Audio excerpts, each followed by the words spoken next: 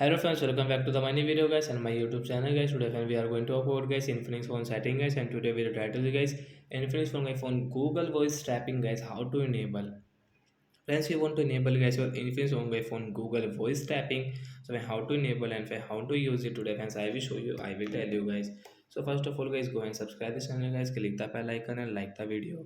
So friends, we will on guys our phone setting guys. After on phone setting guys, you will have to on guys your phone search bar, and we will search here guys phone Google.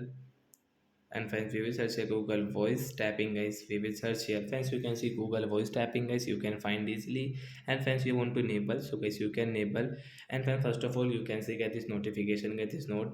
If you restart your phone, if you restart your phone and have a screen lock set, so this app cannot start until you unlock your phone. So guys, when you will restart your phone, this app will not work friends. You will have to first of all unlock your phone, then guys you can use guys your Google voice tapping from here. So we'll tap here to enable it. So friends, your Google voice tapping will enable, and guys you can use it. So bye guys.